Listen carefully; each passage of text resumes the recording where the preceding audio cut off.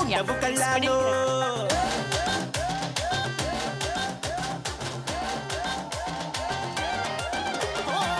చెలిపి గుర్రాళ్ళు గిట పందెం గుర్రాలు ఒడ్డుకున్న తురికి. ఆల్రెడీ అరవింద్ గారు మామూలుగా ల్యాగ్ అవుతుంది కట్ చేయండి అనేది వినబడతానే ఉంది నాకు సరౌండ్లోని. పొద్దున్న అంజీ నేను అనుకుంటున్నాను, అంజీ ఎగ్జాక్ట్లీ అన్నాడు సార్ ఆయన ఫంక్షన్ కూడా కట్ చేస్తాడని చెప్పి. నేను అన్నది ఇది మాకు అలవాటేని. రే దా యా శ్రీలీల గారు పాప మార్నింగ్ షూటింగ్ కూడా ఉంది, ఆవిడ కూడా గమ్ముని పంపాలి, గెస్ట్లందరూ కూడా చాలాసేపు అయింది. ఫస్ట్ ఆఫ్ ఆల్ కొన్ని బాధ్యతలు ఉంటాయి కాబట్టి స్టేజ్ మీద అండ్ సినిమాకి ప్రొడ్యూసర్గా ఉన్నాను. మా హీరో నితిన్ గారు, ఫస్ట్ ఆఫ్ ఆల్ నేను ఎవరికన్నా థ్యాంక్స్ చెప్పాలి ఈ స్టేజ్ నుంచి అంటే కనుక మా హీరో నితిన్ గారికి. సార్ నిజంగా మీరు లేకుండా ఈ సినిమా ఇంత హ్యాపీగా ఇంత ఎదరికి వెళ్ళేది కాదు. ఎందుకంటే ఇది ముగ్గురు కుర్రోళ్ళు కథ ఒక హీరో యాక్సెప్ట్ చేయాలి అంటే చాలా ఆలోచిస్తారు. కానీ మీరు ఎటువంటి సంకోచం లేకుండా సార్ నాకు సినిమా నచ్చింది, ఇది ఒక కథ కింద నేను ఈ సినిమాని చూస్తున్నాను, నేను డెఫినెట్గా ఈ కథలో ఒక పార్ట్ అవుతానని చెప్పి మీరు నిజంగా వచ్చి అడిగేసి ఈ సినిమాని ఒప్పుకున్నారు. Thank you so much sir. ఎందుకంటే దీని ముందు అంచి చాలామందికి చెప్పినా కూడా ఒక్కొక్కరు ఒక్కొక్క ఒపీనియన్ ఇచ్చారే తప్పితే ఈ సినిమాని ఒక కథ కింద చూసి మీరు ఎదురుకొచ్చారు. Thank you so much sir. And ఇంత పెద్ద ఫ్యామిలీ నుంచి వచ్చారు. ప్రతి క్షణం కూడా నాకు మైండ్లో తిరుగుతూ ఉండేది, ఆయన ఎలా ఉన్నారు, అక్కడ బాగా చూసుకుంటున్నారా లేదా ఏంటి అని చెప్పి. ఏ రోజు నాకు ఇబ్బంది లేకుండా ఇన్ఫ్యాక్ట్ నన్ను బాగా చూసుకునేవాడు ఆయన సెట్కి వెళ్తే. అంత నిజంగా యూనిట్తో కలిసిపోయి అంత బాధ్యత తీసుకుని అక్కడ అవుట్డోర్లో అన్ని రోజులు ఉండి పాపం ట్యాన్ కూడా అయిపోయారు పాపం చాలా. అప్పుడు thank you so much for everything. And నిజంగా ఒక మంచి విషయం మీ గురించి చెప్పాలంటే, మొన్న పిఠాపురం అప్పుడు జరిగిన ఇన్సిడెంట్ నాకు ఈ ట్రైలర్ని పిఠాపురంలో చేయడం అనేది చాలా అంటే నేను చాలా ఎగ్జైట్ అయ్యి ఎవరైనా నాకు సజెషన్ చెప్పగానే బాగుంది, ఐడియా ఎదిరిపోయింది, అక్కడికి వెళ్దాం ఉన్నాను. అప్పుడు నిజంగా నేను నితిన్ గారిని నేను అడగాలి లేదా నితిన్ గారి యాక్సెప్టెన్స్ తీసుకోవాలి అనేది నా మైండ్లో ఎక్కడో స్కిప్ అయిపోయి అది అనౌన్స్ చేసిన తర్వాత నాకు అనిపించింది అరే హీరో గారిని తీసుకోవాలి కదా అని చెప్పి. ఎక్కడో నా వర్క్ ప్రెజర్లో స్కిప్ అయ్యాను. ఎక్కడో చిన్న టెన్షన్, అరే పెద్ద ఫ్యామిలీ జూనియర్ ఎన్టీఆర్ గారి ఫ్యామిలీ, ఇప్పుడు నేను ఈ విషయం చెప్పాలి ఎలాగవుతుంది అని చెప్పి నేను చాలా భజన పెడుతుంటే ఆయన ఫోన్ చేసి సార్ ఇట్లా ఉంది సిచ్యువేషన్, మీరు ఒకసారి మీ ఫ్యామిలీతో కన్సల్ట్ చేస్తారని అడిగినప్పుడు ఆయన జూనియర్ ఎన్టీఆర్ గారికి కాల్ చేసి మళ్ళీ నాకు కాల్ బ్యాక్ చేశారు. ఆయన ఒకటే చెప్పారు, సార్ నేను మా బావగారిని అడిగాను, సినిమాకు ఉపయోగపడుతుంది, నీ ప్రొడ్యూసర్ అక్కడ 100% కరెక్ట్ అనుకుంటే నువ్వు వెళ్ళి చేసే దీని గురించి ఎక్కువ ఆలోచించొద్దు అన్నాడంటే. ఆయన నిజంగా హ్యాట్స్ ఆఫ్ టు హిమ్. అంటే ఒక విషయాన్ని ఒక సినిమా వరకే ఆలోచించడం అనేది నిజంగా అది చాలా మెచ్యూర్డ్గా ఇచ్చిన సజెషన్ అది. Thank you so much sir.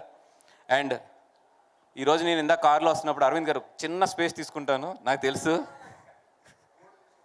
Board లేదులేండి. ఇందాక నేను కార్లో వస్తున్నప్పుడు ఒకటి ఆలోచించుకుంటూ వస్తూ ఏదో మా వాళ్ళు నాకు నోట్స్ ఒకటి పంపితే దాంట్లో ఉంది జానీ సినిమాకి ఒక యానిమేటర్ కింద వచ్చి ఈరోజు గీతార్స్లో ప్రొడ్యూసర్ కింద అయ్యాడు అని చెప్పి రాస్తే నాకు ఒక్క నిమిషంలో మొత్తం నా లైఫ్ జర్నీ అంతా కూడా ఫ్లాష్ అవుతూ వచ్చింది. దానికి ఏదో రోజు నేను అరవింద్ గారి గురించి స్టేజ్ మీద మాట్లాడాలి, అది ఈ రోజు కాదు ఆ రోజు తొందరలోనే వస్తుంది. కానీ ఈరోజు క్లుప్తంగా మాత్రం ఒక మాట చెప్తాను. ఒక పాలకొల నుంచి చాలా సాదా సీదీగా ఒక యానిమేటర్, ఒక 3D నేర్చుకున్న ఒక యానిమేటర్ వచ్చి ఈరోజు చిరంజీవి గారు, అల్లు అరవింద్ గారు వీళ్ళందరూ చాలా కష్టపడి ఏర్పరచుకున్న ఒక మహావృక్షం కింద ఒక చిన్న ఏరు కింద బయలుదేరి నేను ఒక చెట్టు అయ్యి ఒక జూనియర్ ఎన్టీఆర్ గారి ఫ్యామిలీ నుంచి ఒక హీరోతో సినిమా తీయగలిగాను అంటే నిజంగా నాకు దేవుడు ఎంత అదృష్టం, ఏ జన్మలో నేను ఇది చేసుకున్న పుణ్యం అయి ఉంటుంది అనుకున్నాను. అదేవిధంగా నేను చిన్నప్పటి నుంచి కూడా పవన్ కళ్యాణ్ గారి అభిమాని. అంటే ఆయన ఖుషి సినిమా చూసి మా నాన్న దగ్గర అంబాసిడర్కి తాళాలు దొబ్బేసి నేను సెల్ఫ్ డ్రైవ్ చేసుకుంటూ హైదరాబాద్ వచ్చిన కుర్రోడిని ఈరోజు ఎంత పుణ్యం చేసుకుని ఉంటే ఆయనతో పాటు ఒక పొలిటికల్ జర్నీలో ఆయన వెనకాల అడుగులు అడిగేసుకెళ్ళగలుగుతున్నానంటే ఎక్కడో ఏదో పెద్ద పుణ్యం చేసి ఉంటాను నేను అని చెప్పి. ఇంత మంచి జర్నీ నాది వెళ్తున్నది. మొన్న 3 days బ్యాక్ మా టీం అంతా కూడా కూర్చున్నప్పుడు పబ్లిసిటీ తక్కువ ఉంది, నువ్వేమో కాపీ మీద ఉంటున్నావు, కాపీ రెడీ చేస్తూ ఉన్నావు, పబ్లిసిటీ తగ్గుతుంది, హెవీ కాంపిటీషన్ ఉంది, ఏం చేస్తావు అని అడుగుతున్నారు. నాకు ఒక్కటే ధైర్యం, ఎప్పుడు నా లైఫ్లో ఒకడు ఉన్నాడు, నేను ఎక్కడున్నా ఏం చేస్తున్నా ఎలా ఉన్నా కూడా నాకు అవసరం ఉన్నప్పుడు మాత్రం అతను వచ్చి నిలబడతాడు. నేను అది అడగక్కర్లేదు కూడా. చాలామంది ఏంటంటే అతన్ని అడగండి అతన్ని అడగండి అతన్ని అడగండి అంటున్నారు. నేను అడగట్లా. డైలాగ్స్ కూడా పడుతున్నాయి. ఏమని లేదు, వీళ్ళిద్దరికి ఏదో గ్యాప్ వచ్చింది, ఈయన ఆయనతో సరిగ్గా ఉండట్లేదు, ఆయన ఈయనతో సరిగ్గా ఉండట్లేదు, ఇవన్నీ డైలాగ్స్ పడతానే ఉన్నాయి, నాకు వినపడతానే ఉన్నాయి. కానీ నాకు తెలుసు నేను కష్టంలో ఉన్నానంటే ఇద్దరు నన్ను గుర్తుపడతారు. ఒకటి మా అమ్మ, రెండు నా స్నేహితుడు బన్నీ. నేను కమ్యూనికేట్ చేయక్కర్లేదు, నేను అడగక్కర్లేదు. నాకు అవసరం ఉంది అంటే అతను వచ్చి నిలబడతాడు. ఆ విషయం నాకు తెలుసు. అందుకే ఈరోజు 11 గంటలకి తన ట్విట్టర్ హ్యాండిల్ ఎంత స్పెషల్గా తను చూసుకుంటాడో నాకు తెలుసు. అది చాలా తను కనెక్ట్ అయితే తప్పితే ఆ హ్యాండిల్ వేయడు. అట్లాంటిది నేను ఒక్క మాట అడగలేదు, ఏం అడగలేదు. వీడికి ఇప్పుడు అవసరం అనేది ఎక్కడో ఆయన మనసులో తట్టింది, ఆయన వేసాడు అంతే. 7 లక్షల వ్యూస్ ఈరోజు. అదేవిధంగా ఆయన ఇన్స్టాగ్రామ్ తీసుకుంటే 7 లక్షల ఇంచుమించు 6,50,000 వ్యూస్ ఇందాక నేను చూస్తుంటే, ఒక స్నేహితుడికి ఎప్పుడు నిలబడాలి, ఎలా నిలబడాలి అనేది తెలిసిన ఒకే ఒక వ్యక్తి ఎవరంటే నా లైఫ్లో అయితే అది బన్నీ గారు. 20 సంవత్సరాల క్రితం నా కోసం ఆయన వాళ్ళ ఫాదర్కి అడ్డు నుంచి ఉన్నాడు. మీకు గుర్తుందో గుర్తులేదో సార్, 20 సంవత్సరాల క్రితం నేను ఒక మిస్టేక్ చేస్తే నేను గీతార్స్ నుంచి వెళ్ళిపోవాల్సిన రోజు అది, 20 years బ్యాక్.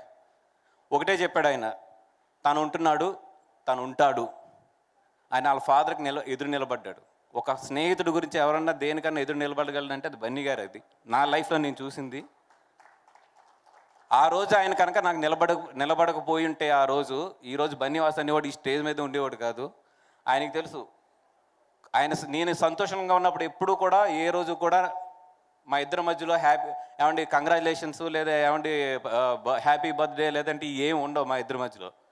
కానీ నాకు అవసరమై నాకే కదా, తన లైఫ్లో ఏ ఫ్రెండ్ కన్నా సరే వీడు పడుతున్నాడు అన్నప్పుడు మాత్రం పట్టుకునే క్యారెక్టర్ మాత్రం అతనికి ఉంది 100%.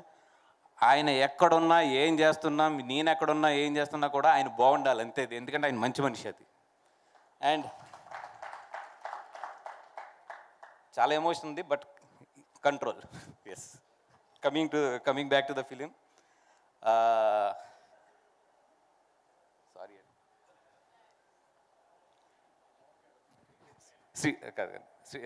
నితిన్ గారు, శ్రీలీల గారు, థ్యాంక్ యూ సో మచ్.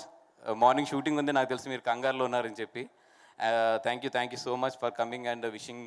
మమ్మల్ని అందరూ విష్ చేయడానికి వచ్చినందుకు. మిమ్మల్ని పిలవడానికి ఒకటే మాకు మెయిన్ రీజన్ ఏంటంటే మీ ఎనర్జీ ఎంత ఉంటుంది, ఈ సినిమా కూడా అంత ఎనర్జీ ఉంటుంది. అందుకని ఎవరిని పిలిస్తే బాగుంటుంది అంటే మోస్ట్ ఎనర్జెటిక్ ఎవరు అని ఎదుగుతుంటే 100% 2-3 నోట్లోంచి మీ పేరే వచ్చింది. అందుకని మిమ్మల్ని ఇక్కడికి 100% రావాలనుకున్నాం.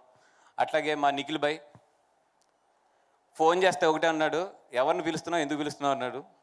అంటే నిఖిల్ భాయ్ ఇట్లా ఫంక్షన్ ఉందంటే, నా ఫంక్షన్కి నేను వస్తున్నాను, ఇది నా బ్యానరు, నా సినిమా, నేను వస్తున్నాను, నేను గెస్ట్ ఇవన్నీ కాదు, నా సినిమాకి నేను వస్తున్నాను, I'm also like A producer అని చెప్పి నాకు ఇంకో రెండో మాట కూడా నాతో మాట్లాడించకుండా ఎన్నింటికి రావాలి, ఎక్కడికి రావాలి, నాకు ఎవరు కమ్యూనికేట్ చేస్తారని చెప్పాడు. థ్యాంక్ యూ నిఖిల్ భాయ్, thank you so much for everything. And Manji, అలాగే మొత్తం మా టెక్నీషియన్స్ అందరూ, అదేవిధంగా thank you so much for Riyaz and Bhanu. Because ఈ కథను తీసుకొచ్చి నాకు చెప్పించిన వెంటనే నేను ఒకటే చెప్పాను, ఈ కథ నుంచి అయితే నేను పార్ట్నర్షిప్ ఇవ్వాలని, ఈ కథ నేను దొబ్బేస్తున్నాను చెప్పాను. అంత క్లారిటీగా చెప్పాను, ఎందుకంటే ఈ కథ నాకు అంత బాగా నచ్చింది. అండ్ ఈ సినిమాని మెయిన్ ఈరోజు నేను అనుదీప్ గారిని కానీ మా కళ్యాణ్ గారిని కానీ ఇక్కడికి రమ్మంటానికి మెయిన్ కారణం ఏంటంటే, సార్ నేను జాతిరత్నాలు చూసినప్పుడు ఇంటికి వెళ్ళి కుళ్ళుకున్నా. ఏంటంటే ఇట్లాంటి ఇంత అంటే థియేటర్ బౌన్స్ అవుతుంటే నాకు పొట్ట ఇది నొప్పి వస్తుంటే, అబ్బా నా లైఫ్లో ఇలాంటి ఎంటర్టైనర్ ఎప్పుడన్నా తీయాలి ఒకటి అని చెప్పి నిజంగా ఆ రోజు అనుకున్నాను సార్. ఈ కథ విన్నప్పుడు నేను అంత ఎంజాయ్ చేశాను. నిజంగా మీరు జాతిరత్నాలు అనేది తీయకుండా ఉంటే కనుక మాకు ఒక స్క్రీన్ ప్లే మీద నవ్విస్తూ తీసుకెళ్లే సినిమా మీద నమ్మకం వచ్చేది కాదు. Thank you so much. మీ జాతిరత్నాలు అనేది ఎంతమందికి లైఫ్ ఇచ్చిందో. అదేవిధంగా మ్యాడ్ ఈ మధ్యలో చూసిన one of the best timer థియేటర్లో. నాకు చాలాసార్లు మీతో ఒకటి చెప్పినట్టు ఉన్నాను. Thank you so much for entertaining us. ఈ సినిమా డెఫినెట్గా అంత నవ్వించాలని కోరుకుంటున్నాను సార్. అండ్ వంజీ కూడా చాలా బాగా చేశాడు. అండ్ మా అజయ్ అర్సద్ అండ్ మా రామ్ గారు, వీళ్ళందరికీ కూడా థ్యాంక్ యూ సో మచ్. మాట్లాడాలి బట్ చాలాసేపు అయింది. ప్రతి టెక్నీషియన్స్కి అందరికీ కూడా మాట్లాడాలి, కానీ ఇక్కడ స్టేజ్ మీద అంత టైం లేదు కాబట్టి thank you so much for every technician. And Nithin గారు and everybody. And Vinod Kumar గారు, thank you so much. Nayan, నేను మళ్ళీ ఒక టైం తీసుకుని డెఫినెట్గా మాట్లాడతాను. Thank you so much. Thank you ఎవరన్నా మర్చిపోయి ఉంటే క్షమించండి. థ్యాంక్ యూ వాసు గారు, thank you so much. Yes, and ఇప్పుడు ఎస్కేఎన్ గారిని మాట్లాడవలసిందిగా రిక్వెస్ట్ చేస్తున్నా.